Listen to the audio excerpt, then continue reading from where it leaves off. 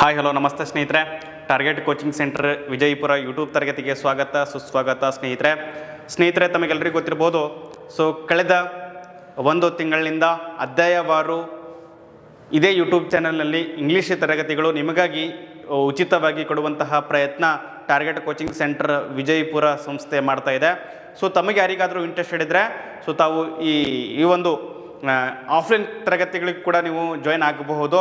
ಈ ಸ್ಕ್ರೀನ್ ಮೇಲೆ ಕಾಣ್ತಕ್ಕಂಥ ನಂಬರ್ಗಳಾದ 9900667411 9964205097 ಈ ನಂಬರ್ಗಳಿಗೆ ಕರೆ ಮಾಡಿ ನೀವು ಹೆಚ್ಚಿನ ಮಾಹಿತಿಯನ್ನು ಪಡ್ಕೊಂಡು ತರಗತಿಗಳಿಗೆ ನೀವು ಆಫ್ಲೈನ್ನಲ್ಲಿ ಹಾಜರಾಗಬಹುದು. ಓಕೆ ಸ್ನೇಹಿತರೆ, ಗೊತ್ತಿರಲಿ ನಿಮಗೆ ಇವತ್ತಿನ ವೆರಿ ಇಂಪಾರ್ಟೆಂಟ್ ಆಗಿರ್ತಕ್ಕಂಥ ಟಾಪಿಕ್ ಯಾವುದು ಅಂತ ಕೇಳಿದ್ರೆ active and passive voice. Active to passive, passive to active. ಯಾವ ರೀತಿ ಕನ್ವರ್ಟ್ ಮಾಡಬೇಕು ಅನ್ನೋದನ್ನು ನೀಟಾಗಿ ಕಲಿಯುವಂಥ ಪ್ರಯತ್ನ ಮಾಡೋಣ. ಪ್ರತಿ ಎಕ್ಸಾಮಲ್ಲೂ ಕೂಡ ಈ ಒಂದು ಟಾಪಿಕ್ ಮೇಲೆ 2 ರಿಂದ 3 ಕ್ವಶನ್ಸ್ ಫಿಕ್ಸ್ ಇದ್ದೇ ಇರುತ್ತೆ. ಎಷ್ಟು ಕ್ವಶನು? 2 or 3 ಕ್ವಶನ್ಸ್ ಫಿಕ್ಸ್ ಇದ್ದೇ ಇರುತ್ತೆ. ಹಾಗಾಗಿ ಇದನ್ನು ನೆಗ್ಲೆಕ್ಟ್ ಮಾಡೋ ಹಾಗಿಲ್ಲ. ನೋಡ್ರಿ ಸ್ನೇಹಿತರೆ, ಯಾವುದೇ ಎಕ್ಸಾಮ್ಸಲ್ಲಿ ನಾವು 1 ಮಾರ್ಕ್ಸ್ ಕೂಡ ಬಹಳ ಇಂಪಾರ್ಟೆಂಟ್ ಆಗಿರುತ್ತೆ. ಈ ಟಾಪಿಕ್ ಮೇಲೆ 2 ರಿಂದ 3 ಕ್ವಶನ್ಸ್ ಕೇಳ್ತಾರಂತಂದ್ರೆ ಇದು ಎಷ್ಟು ಇಂಪಾರ್ಟೆಂಟ್ ಆಗಿದೆ ಈ ಟಾಪಿಕ್ ಅನ್ನೋದನ್ನ ನೀವು ಇಲ್ಲಿ ಅರ್ಥ ಮಾಡ್ಕೋಬೇಕಾಗುತ್ತೆ. ಓಕೆ ಸರಿ, ಹಾಗಾದರೆ ಯಾವ ರೀತಿ ನಾವು ಆಕ್ಟಿವ್ ಟು ಪ್ಯಾಸಿವ್ ವಾಯ್ಸ್ಗೆ ಕನ್ವರ್ಟ್ ಮಾಡಬೇಕು ಅನ್ನೋದನ್ನು ನೀಟಾಗಿ ನೀವು ಸರಿ ಕಲಿಯುವಂಥ ಪ್ರಯತ್ನ ಮಾಡೋಣ. ಕೆಲವೊಂದು ಟ್ರಿಕ್ಸ್ಗಳಿದ್ದಾವೆ, ಆ ಟ್ರಿಕ್ಸ್ಗಳನ್ನು ಬಳಸ್ಕೊಂಡು ಯಾವ ರೀತಿ ಕನ್ವರ್ಟ್ ಮಾಡಬೇಕು ಅನ್ನೋದನ್ನು ಕಲಿತಾ ಹೋಗೋಣ.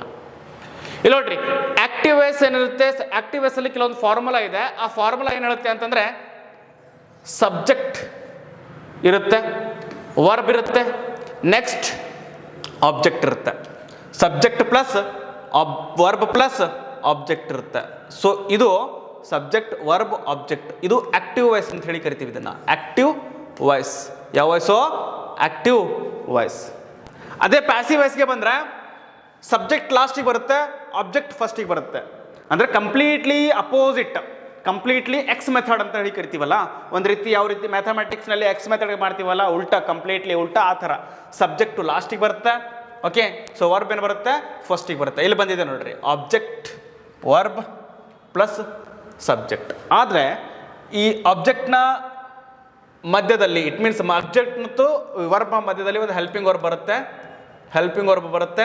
ನೆಕ್ಸ್ಟ್ ವರ್ಬ್ ಮತ್ತು ಸಬ್ಜೆಕ್ಟ್ನ ಮಧ್ಯದಲ್ಲಿ ಒಂದು ಫಾರ್ಮ್ ಬರುತ್ತೆ, ದಟ್ ಈಸ್ ಬೈ ಫಾರ್ಮ್. ಆ ಬೈ ಫಾರ್ಮ್ ಅನ್ನಂತ ಬರುತ್ತೆ. ಆ ಬೈ ಫಾರ್ಮ್ ಅಂತ ಅನ್ನೋದು ಸೇರಿಸೋದ್ರ ಮೂಲಕ ನಾವೇನು ಮಾಡಬೇಕಾಗುತ್ತೆ? ಪ್ಯಾಸಿವ್ ವಾಯ್ಸ್ಗೆ ಕನ್ವರ್ಟ್ ಮಾಡ್ಕೋಬೇಕಾಗತ್ತೆ. ಮತ್ತು ಇನ್ನೊಂದು ಗೊತ್ತಿರಲಿ ನಿಮಗೆ ರೂಲ್ಸು, ಕೆಲವೊಂದು ಪದಗಳು ರಿಪ್ಲೇಸ್ ವರ್ಡ್ ಆಗುತ್ತೆ. ಯಾವ್ಯಾವ ರಿಪ್ಲೇಸ್ ವರ್ಡ್ ಅಂತಂದ್ರೆ ನಾನು ನಿಮಗೆ ಹೇಳ್ತೀನಿ ನೋಡ್ರಿ. ಐ ಹೋಗಿ ಐನ ಜಾಗಕ್ಕೆ ವಿ ಬರುತ್ತೆ. ಓಕೆ, ಮೀನ ಜಾಗಕ್ಕೆ ಒನ್ಸ್ ಅಗೇನ್ ಮೀನ ಜಾಗಕ್ಕೆ ಅಜ್ ಬರುತ್ತೆ. ಓಕೆ, ಅಜ್ ಬರುತ್ತೆ. ಯುನ ಜಾಗಕ್ಕೆ ಯು ಬರುತ್ತೆ. ನೆಕ್ಸ್ಟ್ ದೇನ ಜಾಗಕ್ಕೆ ದೆಮ್ ಬರುತ್ತೆ. ವೆರಿ ಇಂಪಾರ್ಟೆಂಟ್ ನೋಡಿ ಇದು ದೆಮ್ ಅನ್ನೋದು. ಓಕೆ, ಯಾಕಂದರೆ ಭಾಳ ಸಲ ಪ್ರಶ್ನೆ ಆಗಿದೆ ಸ್ನೇಹಿತರೆ. ದೆಮ್ ಬರುತ್ತೆ. ನೆಕ್ಸ್ಟ್ ಹೀನ ಜಾಗಕ್ಕೆ ಹಿಮ್ ಬರುತ್ತೆ. ಶೀನ ಜಾಗಕ್ಕೆ ಹರ್ ಬರುತ್ತೆ. ಇಟ್ ಅಂದರೆ ವಸ್ತು, ಇಟ್ನ ಜಾಗಕ್ಕೆ ಇಟ್ಟೇ ಬರುತ್ತೆ. ಯಾವುದೇ ರೀತಿ ಚೇಂಜ್ ಆಗಲ್ಲ. ಈ ರಿಪ್ಲೇಸ್ ವರ್ಡ್ಗಳು ಗೊತ್ತಿರಲಿ. ಈ ರಿಪ್ಲೇಸ್ ವರ್ಡ್ಗಳು ಯಾವಾಗ ಬರುತ್ತೆ? ಪ್ಯಾಸಿವ್ ವಾಯ್ಸಲ್ಲಿ ಲಾಸ್ಟ್ಗೆ ಸಬ್ಜೆಕ್ಟ್ನ ಸ್ಥಾನದಲ್ಲಿ ಬರುತ್ತೆ ಸ್ನೇಹಿತರೆ. ನಾನು ನಿಮಗೆ ಎಕ್ಸಾಂಪಲ್ ಕೊಟ್ಟರೆ ನಿಮಗೆ ಇನ್ನೂ ಕ್ಲಿಯರ್ ಆಗುತ್ತೆ. ಬಿಟ್ಟು ಬಿಡದ ನೀಟಾಗಿ ಏನು ಮಾಡಿರಿ, ಈ ಎಕ್ಸಸೈಸಸ್, ಇಟ್ ಮೀನ್ಸ್ ಎಕ್ಸಾಂಪಲ್ಸ್ಗಳನ್ನ ನೋಡಿದರೆ ಕ್ಲಾರಿಟಿ ಸಿಗುತ್ತೆ, ಯಾವ ರೀತಿ ಚೇಂಜಸ್ ಆಗುತ್ತೆ ಅನ್ನೋದನ್ನು ನೋಡ್ರಿ. ಸಬ್ಜೆಕ್ಟ್ ಯಾವುದು ಇದರಲ್ಲಿ?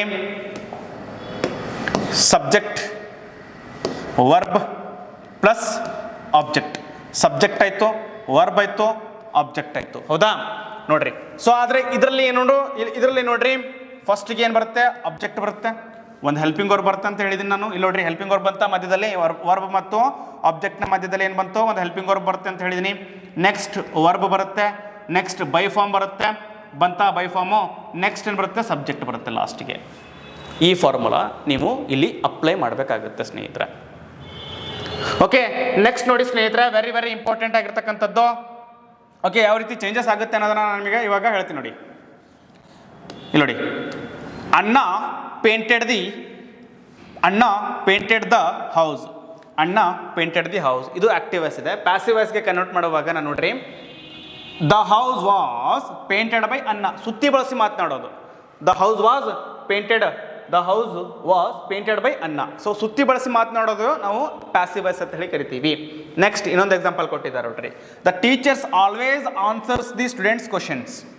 The students questions are always answered by the teacher. ಸುತ್ತಿ ಬಳಸಿ ಮಾತನಾಡೋದು, ಸಬ್ಜೆಕ್ಟ್ ಇರೋ ಜಾಗಕ್ಕೆ ಆಬ್ಜೆಕ್ಟು, ಆಬ್ಜೆಕ್ಟ್ ಇರೋ ಜಾಗಕ್ಕೆ ಸಬ್ಜೆಕ್ಟು, ವರ್ಬ್ನ ಸ್ಥಾನದಲ್ಲಿ ವರ್ಬೇ ಇರುತ್ತೆ. ಪ್ಯಾಸಿವ್ ವಾಯ್ಸಲ್ಲಿ ಒಂದು ಹೆಲ್ಪಿಂಗ್ ವರ್ಬ್ ಬರುತ್ತೆ, ಲಾಸ್ಟ್ಗೆ ಒಂದು ಬೈ ಫಾರ್ಮ್ ಬರುತ್ತೆ. ಸೊ ಇದನ್ನು ನೀವು ಗುರ್ಸ್ಕೋಬೇಕಾಗತ್ತೆ. ಇದನ್ನು ಗುರ್ಸ್ಕೊಂಡ್ರೆ ಸೊ ನೀವು ಆ್ಯಕ್ಯುರೇಟಾಗಿ ಆನ್ಸರನ್ನು ಹಾಕ್ಬೋದಾಗುತ್ತೆ ಸ್ನೇಹಿತರೆ.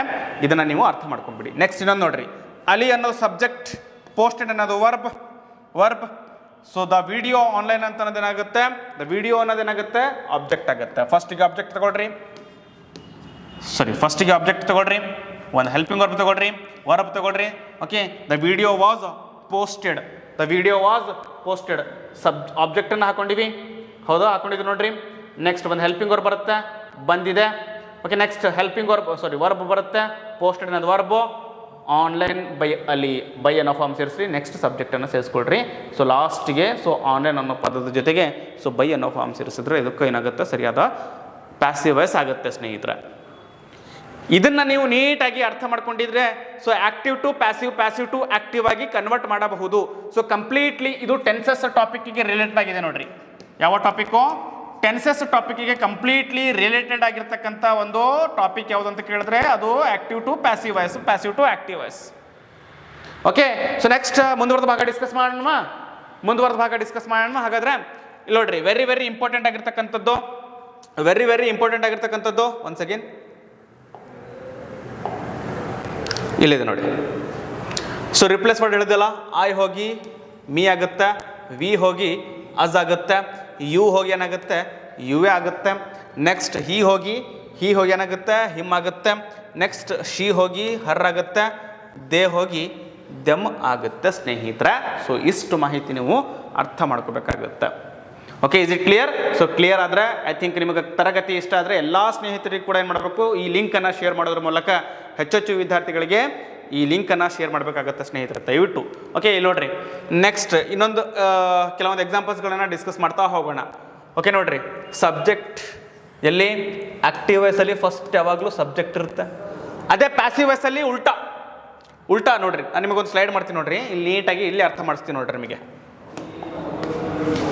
ಆಕ್ಟಿವ್ ವಾಯ್ಸ್ ಇದೆ ಅಂತ ತಿಳ್ಕೊಡ್ರಿ, ಇದು ಆಕ್ಟಿವ್ ವಾಯ್ಸಲ್ಲಿ ಫಸ್ಟಿಗೆ ಸಬ್ಜೆಕ್ಟ್ ಬರುತ್ತೆ, ಪ್ಲಸ್ ವರ್ಬ್ ಬರುತ್ತೆ, ನಂತರ ನೆಕ್ಸ್ಟ್ ಆಬ್ಜೆಕ್ಟ್ ಇರುತ್ತೆ, subject plus verb plus object.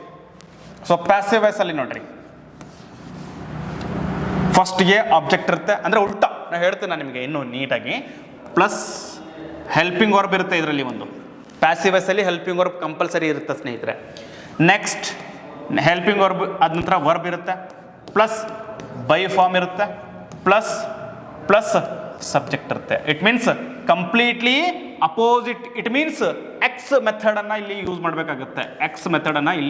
So ನೀವು ಏನು ಮಾಡಬೇಕಾಗುತ್ತೆ, ಯೂಸ್ ಮಾಡಬೇಕಾಗುತ್ತೆ. ಸಬ್ಜೆಕ್ಟ್ನ ಜಾಗದಲ್ಲಿ ನೋಡ್ರಿ ಆಬ್ಜೆಕ್ಟ್ ಬರುತ್ತೆ.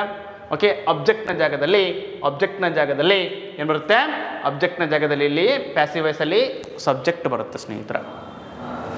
ಸೊ ಅಪೋಸಿಟ್ ಆಯ್ತಲ್ಲೋ, ಹೀಗೆ ಅಪೋಸಿಟ್ ಆಯ್ತಿಲ್ಲೋ. ಸೊ ವರ್ಬ್ ಇರೋ ಜಾಗಕ್ಕೆ ವರ್ಬೇ ಇರುತ್ತೆ, ಇಲ್ಲಿ ಒಂದು ಹೆಲ್ಪಿಂಗ್ ವರ್ಬ್ ಬರುತ್ತೆ. ಈ ಆಬ್ಜೆಕ್ಟ್ ಮತ್ತು ವರ್ಬ್ನ ಮಧ್ಯೆ ಒಂದು ಹೆಲ್ಪಿಂಗ್ ವರ್ಬ್ ಬರುತ್ತೆ. ಸೊ ನೆಕ್ಸ್ಟ್ ಒಂದು ಬೈ ಫಾರ್ಮ್ ಬರುತ್ತೆ, ಅವನಿಂದ ಅಂತ ಹೇಳಬೇಕಾಗಿದೆ. ಸೊ ಬೈ ಅನ್ನೋದರ ಅರ್ಥ ಇಂದ ಅನ್ನೋ ಅರ್ಥ ಕೊಡುತ್ತೆ. ಸೊ ಇಂದ ಅನ್ನೋ ಅರ್ಥ ಕೊಡುತ್ತೆ ಸ್ನೇಹಿತರೆ. ಹಾಗಾಗಿ ನೀಟಾಗಿ ನೀವೇನು ಮಾಡ್ಕೋಬೇಕಾಗುತ್ತೆ, ಇದನ್ನು ಅರ್ಥ ಮಾಡ್ಕೊಳ್ರಿ. ಓಕೆ, ಈ ಒಂದು ಫಾರ್ಮುಲಾವನ್ನು ನೀಟಾಗಿ ನೀವು ನೆನ್ಪಿಟ್ಕೊಂಡ್ರೆ so active to passive, passive to active ಯಾವುದೇ ಕ್ವಶನ್ಸ್ ಕೇಳಿದ್ರು ಕೂಡ ನೀವು ಆನ್ಸರ್ ಮಾಡಬಹುದು. ಓಕೆ, ಇಲ್ಲಿ ನೋಡ್ರಿ, ಕೆಲವೊಂದು ಎಕ್ಸಾಂಪಲ್ಸ್ ಕೊಟ್ಟಿದ್ದಾರೆ, ಅದನ್ನು ನೀಟಾಗಿ ಆನ್ಸರ್ ಮಾಡುವಂಥ ಪ್ರಯತ್ನ ಮಾಡಿರಿ. ಸಬ್ಜೆಕ್ಟ್ ಯಾವುದು ಇದರಲ್ಲಿ ಸಬ್ಜೆಕ್ಟ್ ಅನ್ನೋದು ಡ್ಯಾಡ್ ಅನ್ನೋದು ಸಬ್ಜೆಕ್ಟ್ ಆಗುತ್ತೆ. ವಾಸ್ಡ್ ಅನ್ನೋದು ವರ್ಬ್, ದ ಕಾರ್ ಅನ್ನೋದು ಏನಾಗುತ್ತೆ ಆಬ್ಜೆಕ್ಟ್ ಆಗುತ್ತೆ. ಸೊ ನಾನು ಏನು ಹೇಳಿದ್ದೀನಿ, ಆಬ್ಜೆಕ್ಟನ್ನು ಫಸ್ಟಿಗೆ ತಗೋಬೇಕು. ಹಾಗಾದರೆ ದ ಕಾರ್ ಅಂತ ಫಸ್ಟಿಗೆ ಬರುತ್ತೆ. ಎಸ್ ಬಂದಿದೆ ನೋಡ್ರಿ, ದ ಕಾರ್ ಒಂದು ಹೆಲ್ಪಿಂಗ್ ವರ್ಬ್ ಇರ್ಬೇಕಂತ ಹೇಳಿದ್ದೀನಿ. ಸರ್ ಯಾಕೆ ವಾಸ್ ತೊಗೊಂಡ್ವಿ ಅಂತಂದರೆ ನೋಡ್ರಿ, ವಾಸ್ಡ್ ಅನ್ನೋದು ಇದು ಪಾಸ್ಟ್ ಟೆನ್ಸ್ ಇದೆ, ಹೌದಿಲ್ರಿ? ವಾಸ್ಡ್ ಅನ್ನೋದು ಪಾಸ್ಟ್ ಟೆನ್ಸ್ ಇದೆ. ಪಾಸ್ಟ್ ಟೆನ್ಸ್ನ ಹೆಲ್ಪಿಂಗ್ ವರ್ಬ್ ಯಾವುದು ಅಂತಂದರೆ ಸೊ ವಾಸ್ ಅಂತ ತಗೊಂಡ್ವಿ ನಾವು. The car washed by dad. So ಡ್ಯಾಡ್ನಿಂದ ಆ ಕಾರು ತೊಳೆಯಲ್ಪಟ್ಟಿತ್ತು ಅಂತ ಹೇಳಿದೀವಿ ನಾವು ಎಲ್ಲಿ ಪ್ಯಾಸಿವ್ ವಾಯ್ಸಲ್ಲಿ. ಈ ಥರ ಕನ್ವರ್ಟ್ ಮಾಡಬೇಕಾಗುತ್ತೆ. ಓಕೆ, ನೆಕ್ಸ್ಟ್ ನೋಡಿ, milli subject. Milli is baking A cake. Milli is baking a cake. Okay, ಫಸ್ಟಿಗೆ ಅ ಕೇಕ್ ಅಂತ ಬರುತ್ತೆ. ಅ cake is being. So being ಯಾಕೆ ಬಂತು? ಆ ಬೀಯಿಂಗ್ ಅನ್ನೋ ಫಾರ್ಮ್ ಯಾಕೆ ಬಂತಂತಂದ್ರೆ ಇಲ್ಲಿ ING ಇದೆ ನೋಡ್ರಿ. ING ಇರೋದ್ರಿಂದ ಇಲ್ಲಿ ನಾನು ಈಸ್ ಅಂತ ಹಾಕೊಂಡೆ. ಸೊ ಪ್ರೆಸೆಂಟ್ ಕಂಟಿನ್ಯೂಸ್ ಟೆನ್ಸಲ್ಲಿದೆ, ನಾನು ಇದನ್ನು ಪ್ರೆಸೆಂಟ್ ಕಂಟಿನ್ಯೂಸ್ ಟೆನ್ಸಲ್ಲಿನೇ ನಾನು ಪ್ಯಾಸಿವ್ ವಾಯ್ಸ್ ಆಗಿ ಕನ್ವರ್ಟ್ ಮಾಡಬೇಕು. ಸೊ ING ಬಂದಿರೋದ್ರಿಂದ ನಾನು ಬೀಯಿಂಗ್ ಅಂತ ಹಾಕೊಂಡೆ ನಾನು. Okay, a cake is being baked by Milly. So ಮಿಲ್ಲಿಯಿಂದ ಆ ಒಂದು ಕೇಕು ಬೇಕ್ಡ್ ಮಾಡಲಾಗುತ್ತಿದೆ ಅಂಥೇಳಿ ಅರ್ಥ. ನೆಕ್ಸ್ಟ್ ಇನ್ನೊಂದು ಎಕ್ಸಾಂಪಲ್ ನೋಡ್ರಿ.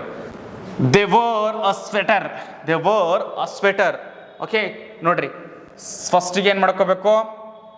ಅ ಸ್ವೆಟರ್ ಅಂತ ಹಾಕಬೇಕಾಗಿತ್ತು, ಇಲ್ಲಿ ದ ಸ್ವೆಟರ್ ಆಗಿದೆ. ಸೊ ಅಂತ ಹಾಕೊಂಬಿಡಿ. ಅ ಸ್ವೆಟರ್ ವಾಸ್ ಅಂತ ಆಗಿದೆ ನೋಡ್ರಿ. ವರ್ ಅನ್ನೋದು ಪಾಸ್ಟ್ ಟೆನ್ಸ್ ಇದೆ, ಸೊ ಹಾಗಾಗಿ ವಾಸ್ ಆಗಿದೆ.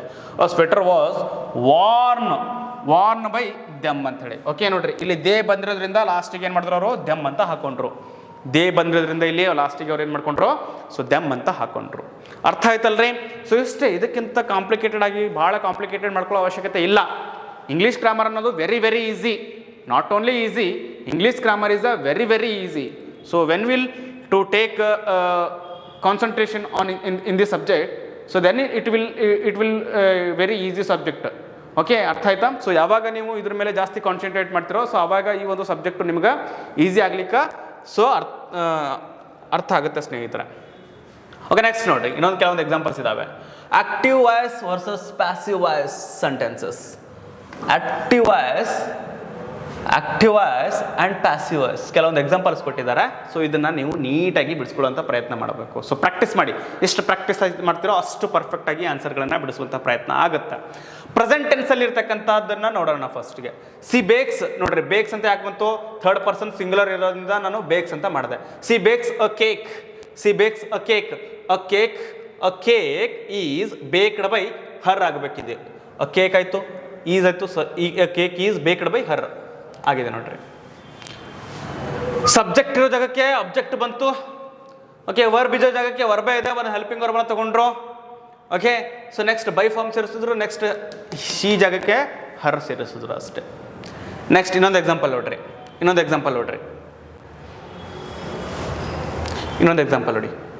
C is baking a cake. A cake is being baking by her ಆಗಬೇಕಾಗಿತ್ತದು. Okay, a cake is baked by her. Is ಆಗಿದೆ ನೋಡಿ.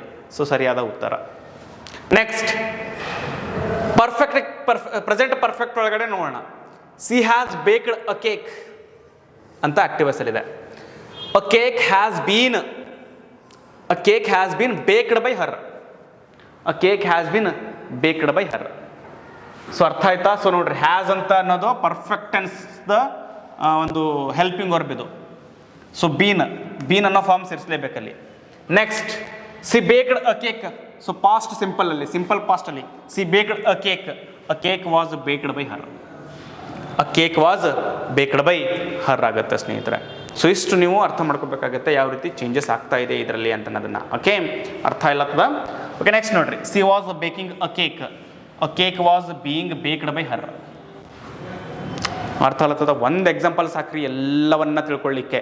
ಓಕೆ, ಸೊ ಯಾವಾಗಲೂ ನೋಡ್ರಿ, ING ಫಾರ್ಮ್ ಬಂದರೆ ಅಲ್ಲಿ ಬೀಯಿಂಗ್ ಫಾರ್ಮ್ ಬರಲೇಬೇಕು. ಓಕೆ, ING ಫಾರ್ಮ್ ಬಂದರೆ ಯಾವ ಫಾರ್ಮ್ ಬರಲೇಬೇಕು? ಬೀಯಿಂಗ್ ಅನ್ನೋ ಫಾರ್ಮ್ ಬರಲೇಬೇಕಾಗತ್ತೆ. ಬೀಯಿಂಗ್ ಅನ್ನೋ ಫಾರ್ಮ್ ಏನು ಮಾಡಬೇಕು? ಸೊ ಬರಲೇಬೇಕಾಗತ್ತೆ. ಇಷ್ಟನ್ನು ನೀವು ನೀಟಾಗಿ ಅರ್ಥ ಮಾಡ್ಕೊಂಬಿಡಿ. ಸೊ ಇನ್ನೊಂದು ಕೆಲವೊಂದು ಎಕ್ಸಾಂಪಲ್ಸ್ಗಳನ್ನು ನೋಡೋಣ.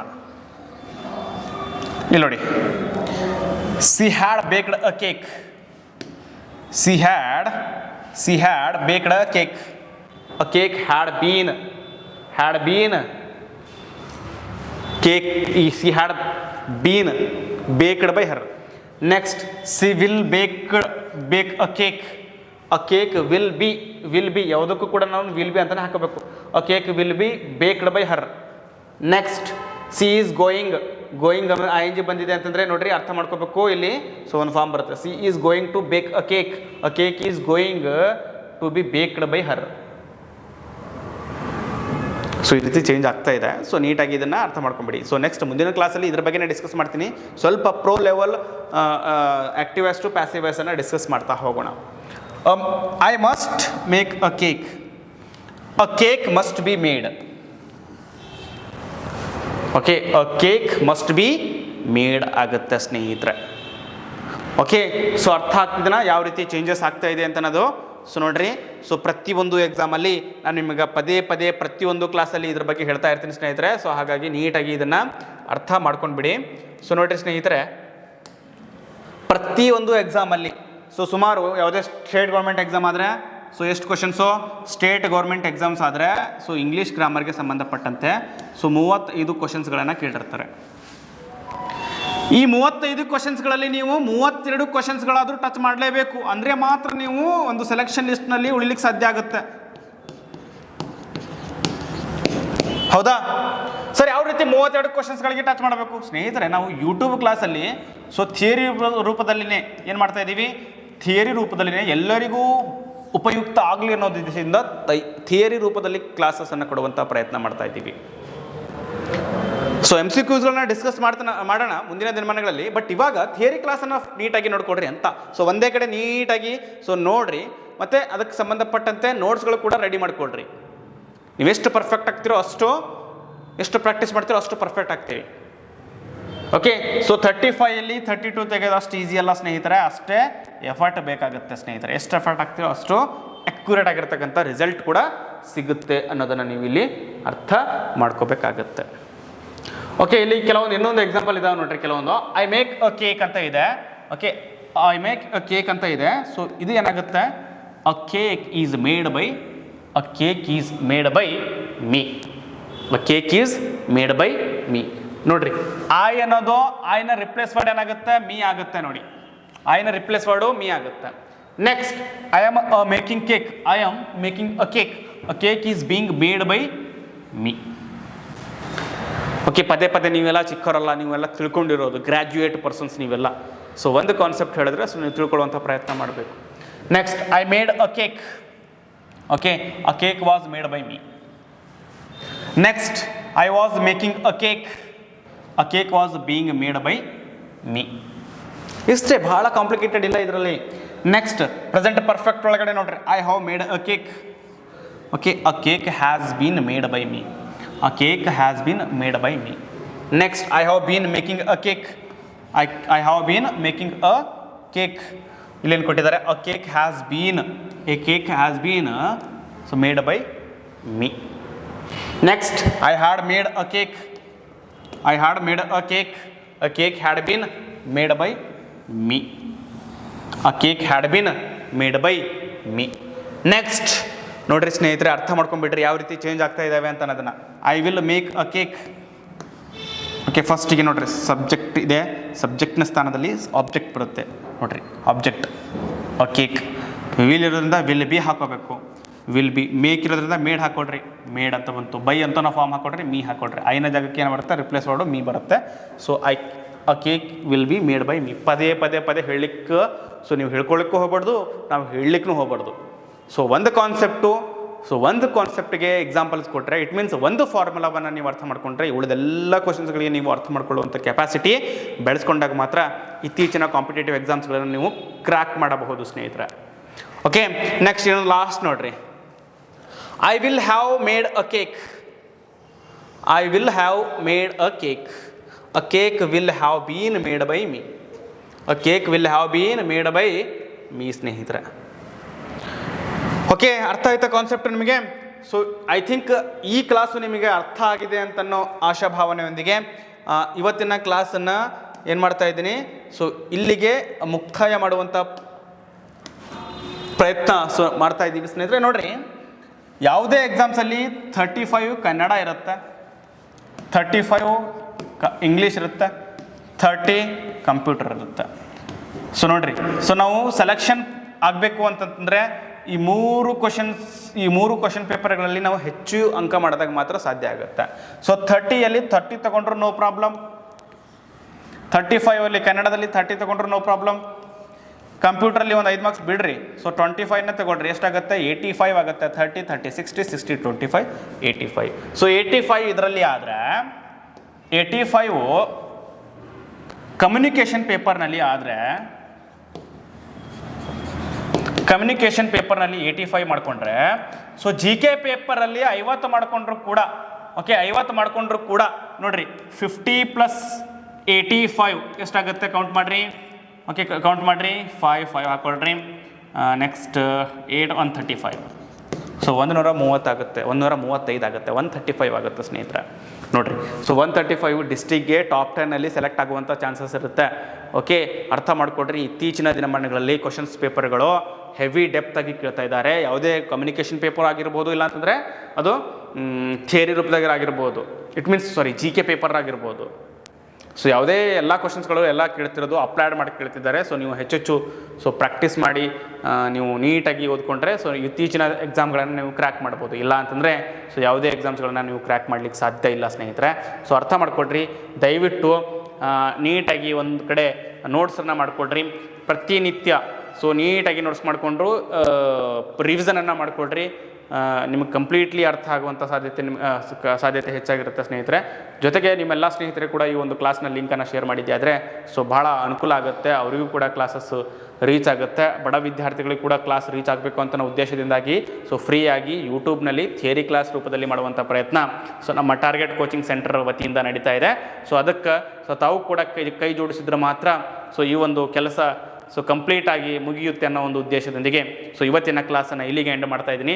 ಮತ್ತೆ ನಾಳಿನ ದಿನಮಾನಗಳಲ್ಲಿ ಈ ಆಕ್ಟಿವ್ ವಾಯ್ಸ್ ಮತ್ತು ಪ್ಯಾಸಿವ್ ವಾಯ್ಸ್ನ ಮುಂದುವರೆದ ಭಾಗವನ್ನು ಡಿಸ್ಕಸ್ ಮಾಡ್ತಾ ಹೋಗೋಣ ಸ್ನೇಹಿತರೆ. ಎಲ್ಲರಿಗೂ ಕೂಡ ಥ್ಯಾಂಕ್ ಯು ಸೋ ಮಚ್. ಧನ್ಯವಾದಗಳು.